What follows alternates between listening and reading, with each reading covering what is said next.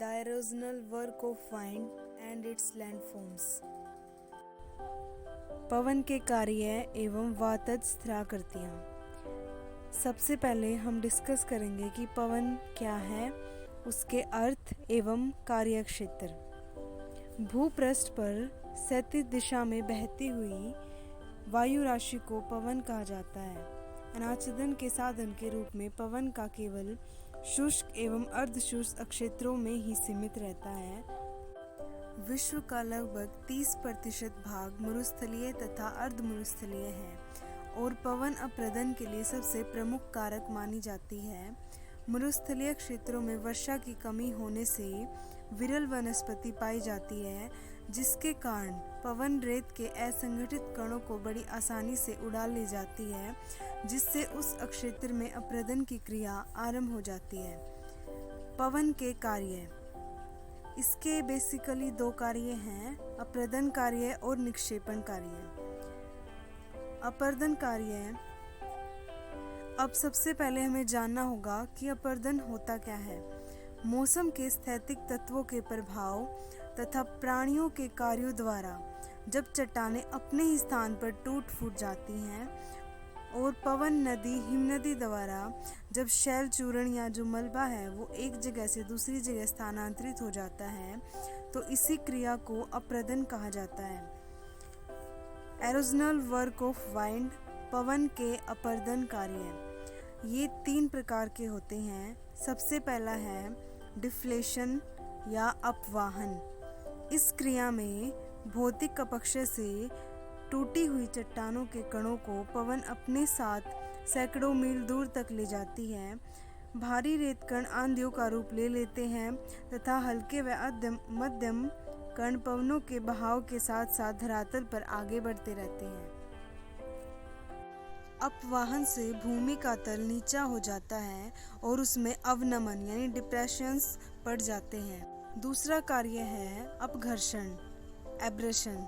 इस क्रिया में जो पवन के साथ उड़ते हुए शैल कण हैं, वे अपने मार्ग में पड़ने वाली चट्टानों पर रेगमार की तरह कार्य करते हैं।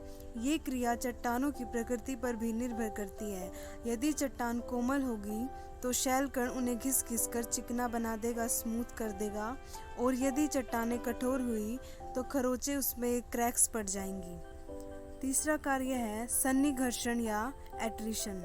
ये क्रिया सबसे महत्वपूर्ण मानी जाती है, क्योंकि जो हमारे एलोन लैंडफॉर्म्स हैं, वातज स्थलाकृतियाँ हैं, उसके निर्माण में ये बड़ी प्रमुख भूमिका निभाती हैं। इस क्रिया में क्या होता है कि पवनों के साथ जो उड़ते हुए कण हैं वे आपस में टकराकर और भी महीन तथा सूक्ष्म हो जाते हैं, इसलिए इन्हें एंड प्रोडक्ट भी कहा जाता है। इनसे हमारे जो एलोन लैंडफॉर्म्स है उनका निर्माण होता है। पवन के मुख्य 3 ही कार्य थे, डिफ्लेशन, एब्रेशन एंड एट्रिशन। कोई भी घटना या फिर कोई भी क्रिया होती है तो उसके कारकों को नियंत्रित करने वाले कुछ कारक होते हैं, उसके कार्य को नियंत्रित करने वाले कुछ कार्य होते हैं। तो इसी प्रकार पवन अप्रदन को नियंत्रित करने के लिए भी कुछ कारक हैं। सबसे पहला है पवन का वेग। तेज गति से चलने वाली पवनों में अप्रदन की क्षमता अधिक होती है। यदि ऐसे आंधी तूफानों की अवधि भी लंबी हो तो अप्रदन और भी अधिक हो जाएगा। फिर सेकंड है शैल संरचना, यानी चट्टानों की संरचना कैसी है। यदि चट्टानें कोमल हैं तो उनका आसानी से प्रदन हो सकेगा, और यदि चट्टानें कठोर हैं तो जो पवन है उसका प्रदन कम कर पाएगी। थर्ड है धूल कणों के आकार एवं ऊंचाई। पवन हल्के और छोटे धूल कणों को ऊंचाई पर ले जाती है, जबकि भारी और मोटे कण धरातल पर घिसटते रहते हैं। यही 6 फुट से नीचे वाले जो कण हैं वे ज़्यादा प्रदन कर पाते हैं। इसलिए जो हमारे ये जो यारडांग जैसी आकृति है, छत्रक या गारा जैसी आकृति हमें देखने को मिलती है, जो हम आगे डिस्कस करने वाले हैं अभी। फोर्थ है जलवायु। जलवायु का अपक्षय पर प्रभाव पड़ता है। अपक्षय से प्रभावित क्षेत्रों में ही पवन का अप्रदन कार्य अधिक प्रभावशाली होता है। तो ये 4 कारक थे जो पवन अप्रदन को नियंत्रित करते थे।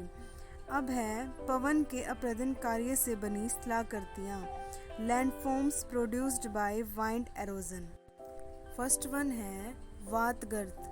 ब्लोआउट्स, जब वनस्पति विहीन मरुस्थलीय क्षेत्रों में तेजी से बहती हुई पवन में भंवर। जब भंवर क्या होता है कि जब पवन एक ही जगह पर वृत्ताकार ढंग से घूमने लगे तो वहाँ पे वो ड्रिलिंग करना शुरू कर देगी रेत में, तो वहाँ पे गड्ढा सा बन जाएगा और दूर से देखने में हमें तश्तरी जैसी संरचना दिखाई देगी। तो ऐसे उथले एवं चौड़े गर्त को वात गर्त कहा जाता है। सेकंड है छत्रक या गारा। ये क्रिया हमें मुख्यतः मरुस्थलीय क्षेत्रों में देखने को मिलती है। पवन के मार्ग में पड़ने वाली जो चट्टानें हैं उनका आधार तल यानी निचला हिस्सा जो भूमि से जुड़ा हुआ है उसका अपरदन ज़्यादा होता है, क्योंकि पवन के साथ उड़ रहे बड़े कण सूक्ष्म कणों की अपेक्षा चट्टान के निचले भाग में तेजी से अपरदन करते हैं। इसी क्रिया से चट्टान की आकृति छतरी जैसी अर्थात नीचे से संकरी और ऊपर से चौड़ी दिखाई देती है, जिसे छत्रक या गारा कहा जाता है। थर्ड है जूजन। मरुस्थलों में जब कोमल तथा कठोर चट्टानें क्षैतिज अवस्था में बारी बारी बिछी होती हैं तो पक्षय के कारण कठोर चट्टानों में जो संधियां जोड़ हैं उनका विस्तार होने लगता है, जिससे कोमल चट्टान का अपक्षय शुरू हो जाता है और पवन उस शैल चूर्ण को उड़ा ले जाती है, जिससे अपरदन की क्रिया भी संपन्न हो जाती है। इसी तरह से यह अपरदन और अपक्षय की क्रिया चलती जाएगी, जिससे जूजन जैसी आकृति हमें देखने को मिलेगी। थर्ड है यारडांग। यारडांग में जूजन के विपरीत स्थिति होती है। इसमें चट्टानें लंबवत दिशा में एक दूसरे के समांतर खड़ी रहती हैं। जब पवन आएगी तो कोमल चट्टानों का अपरदन शीघ्र ही हो जाता है, जबकि जो कठोर चट्टानें हैं नुकीले कटकों के समान खड़ी रह जाती हैं, जिससे यारडांग जैसी आकृति देखने को मिलती है। फोर्थ है इंसेलबर्ग। अपवाहन और अपघर्षण क्रियाओं से मरुस्थल का विस्तृत प्रदेश एक समतल मैदान सा दिखाई देने लगता है और वहाँ पे चट्टानों के कहीं कहीं छोटे छोटे टीले से खड़े रह जाते हैं, जो दूर से देखने में ऐसा लगेगा जैसे समुद्र में द्वीपों जैसे द्वीप दिखाई देते हैं, जिसे हम इंसेलबर्ग कहते हैं। फिफ्थ है डिमोइसल। ये स्थलाकृति हमें मुख्यतः शुष्क प्रदेशों में देखने को मिलती है। शुष्क मरुस्थलों में जब कहीं कठोर चट्टान बिछी होती है तो पवन द्वारा चट्टानों के आसपास का तो अपरदन हो जाता है, परंतु नीचे की भूमि अपरदन से बची रह जाती है। काफ़ी मात्रा में अपरदन हो जाने के बाद यह भूमि एक ऊंचे स्तंभ के रूप में उभरी हुई रह जाती है, जिसे डिमोइसल कहा जाता है। सिक्स्थ है पाषाण जालक, स्टोन लैटिक। कई बार क्या होता है कि महीन शैलकणों से लदी पवनों के मार्ग में ऐसी उभरी हुई चट्टानें आ जाती हैं जिनकी कठोरता वर्टिकली और हॉरिजॉन्टली दोनों दिशाओं में बारी बारी घटती और बढ़ती है। ऐसे में अपघर्षण से कोमल चट्टानें खिसने लगती हैं। पहले वहाँ गड्ढे पड़ते हैं और बाद में जालीदार छेद बन जाते हैं। जो आकृति हमारे सामने आती है या जो स्थलाकृति का निर्माण होता है उसे हम पाषाण जालक कहा जाता है। सेवंथ है अपवाहन गर्त। कई बार पवन अपनी अपवाहन क्रिया द्वारा रेगिस्तान के धरातल की रेत जल स्तर तक हटा देती है। इससे विशाल गड्ढे बन जाते हैं। बाद में वहाँ वनस्पति लहराने लगती है, जिससे यह स्थान मरु उद्यान के रूप में विकसित हो जाता है और हमारे सामने एक मरु उद्यान जैसी आकृति दिखाई देती है। लास्ट वन है तिपहल या ड्राई कांटर। पथरीले मरुस्थलों में भौतिक अपक्षय के कारण कुछ शैलें बड़ी और भारी खंडों में टूटकर ढलानों पर इकट्ठी होने लगती हैं। इसमें 3 या अधिक नुकीले पार्श्व होते हैं। अब इनको हिला तो नहीं सकते, लेकिन पवनाभिमुखी होने के कारण जो पवन के साथ जो रेत कण उड़ के आते हैं वो इन्हें घिस घिस कर चिकना बना देते हैं।